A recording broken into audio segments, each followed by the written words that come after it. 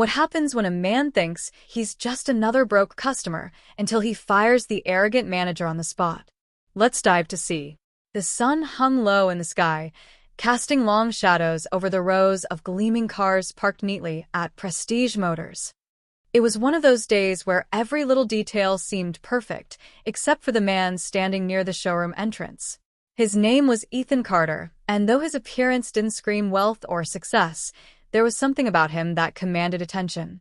He wore faded jeans, a simple cotton shirt, and scuffed boots that told stories of hard work and perseverance. But beneath the unassuming exterior lay a sharp mind, years of experience in business, and an ironclad determination. Ethan had walked into Prestige Motors with a single goal: to buy a car. Not just any car, but one that would suit his needs without breaking the bank. He wasn't looking for flashy luxury. Reliability and efficiency were what mattered most to him. As he stepped inside, the cool air conditioning hit his face, contrasting sharply with the heat outside. The sleek marble floors reflected the polished chrome of the vehicles on display, and everything smelled faintly of leather and polish. But as Ethan approached the sales desk, his mood shifted. A young staff member greeted him warmly enough, but it was clear from the moment the manager appeared that things wouldn't go smoothly. That manager, a man named Marcus Kane, exuded arrogance like cologne. Tall and impeccably dressed in a tailored suit, Marcus carried himself with an air of superiority that made anyone within earshot feel small. "Another broke guy trying to buy a car," Marcus muttered under his breath, loud enough for Ethan to hear. The words stung, even if Ethan tried not to let them show. He'd faced judgment before, often because people mistook his modest appearance for lack of means. But this time felt different. This time, it wasn't just about being underestimated, it was about being dismissed outright. Marcus leaned back in his chair, crossing his arms as he looked Ethan up and down. "So, what can we do for you today?" he asked, his tone dripping with condescension. "I'm here to purchase a vehicle," Ethan replied calmly, keeping his voice steady despite the rising irritation in his chest. Marcus raised an eyebrow. "Oh, really? And which model caught your eye?" Ethan pointed toward a mid-range sedan displayed prominently in the showroom. "That one." Marcus snorted, shaking his head. "You realize that car starts at $35,000, right? Or are you hoping we'll throw in a free ride home?" The jab landed hard, but Ethan refused to rise to the bait. Instead, he nodded politely. "Yes, I'm aware of the price. Let's move forward with the paperwork." Marcus sighed dramatically, as if dealing with Ethan was some great burden. "Listen, buddy, I don't want to waste either of our time. If you're serious about buying a car, bring proof of funds or financing. Otherwise, maybe take a bus instead." The room fell silent except for the distant hum of traffic outside. Ethan stared at Marcus, feeling anger bubble beneath the surface. How dare this man treat him like dirt? Yet, Ethan knew better than to lose control. He took a deep breath, forcing himself to remain composed. "All right," Ethan said finally, his voice carrying a quiet strength. "Let me speak to someone who actually knows how to treat customers." At that, Marcus stood abruptly, his patience clearly worn thin. "There is no one else here. You're wasting my time, so unless you have cash in hand, I suggest you leave."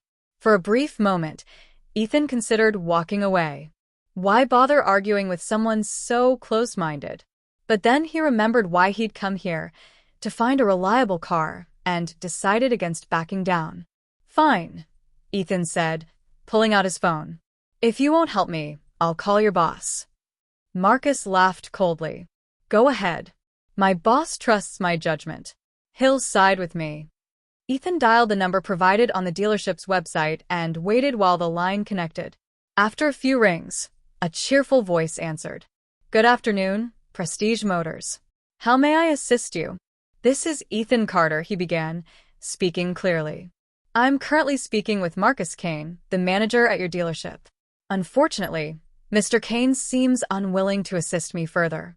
On the other end, the voice grew concerned. "I see. Let me transfer you to our regional director, Mr. Grayson Reed. He'll handle this personally." Minutes later, Ethan found himself speaking with Grayson Reed, a calm yet authoritative figure whose tone suggested he meant business. "Mr. Carter, thank you for reaching out. Could you please explain the situation?" Ethan recounted the events leading up to the call, careful to stick to the facts. When he finished, Grayson paused briefly before responding. "Mr. Carter, I apologize for the treatment you've received. That's not the kind of service we expect from our team. Allow me to address this immediately." Within moments, Grayson placed the phone on speaker and addressed Marcus directly. "Marcus, step into my office now." As Marcus entered the makeshift conference room, his confident demeanor faltered slightly. He glanced between Grayson and Ethan, clearly unsure of what was happening. "What's going on?" he demanded. Grayson folded his hands on the table, his expression unreadable. "Marcus, I've just spoken with Mr. Carter. According to him, you refused to provide basic assistance simply because of assumptions about his financial status. Is that true?" Marcus hesitated, glancing nervously at Ethan. He didn't seem like someone who could afford a car here. "That's not the point," Grayson interrupted sharply. "Our job is to serve all customers equally, regardless of their perceived wealth. By treating Mr. Carter poorly, you've violated one of our core values and, frankly, embarrassed this company." Ethan watched silently as Marcus's face flushed red with embarrassment. For once, the normally cocky manager looked genuinely shaken. "Now, I have two options," Grayson continued. "Option 1. You issue a formal apology to Mr. Carter and promise to improve your behavior moving forward. Option 2. Consider this your final day at Prestige Motors."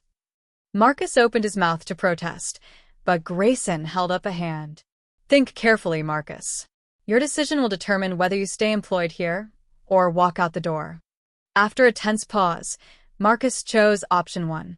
He turned to Ethan, his voice strained. "I'm sorry for how I treated you earlier. It won't happen again." Ethan accepted the apology with a nod, though he couldn't shake the lingering resentment. Still, he understood the importance of giving people second chances.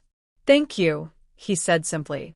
With that matter resolved, Ethan proceeded to finalize the purchase of his new car. Despite the rocky start, the process went smoothly thanks to the assistance of the friendly staff member who'd initially greeted him.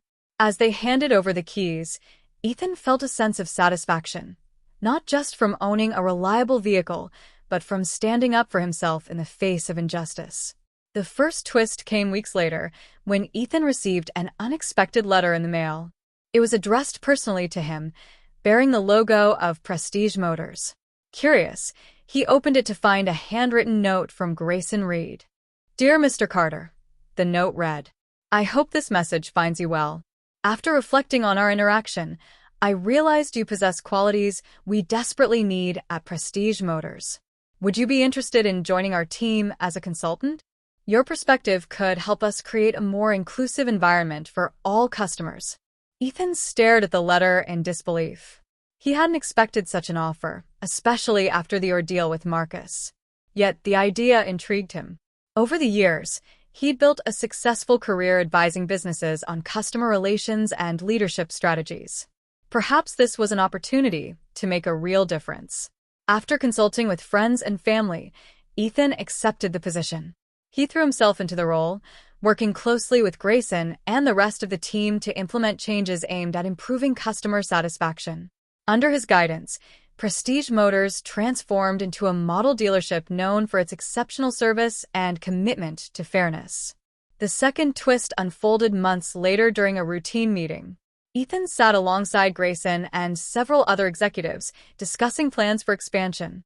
Midway through the session, Grayson turned to Ethan with a sly smile.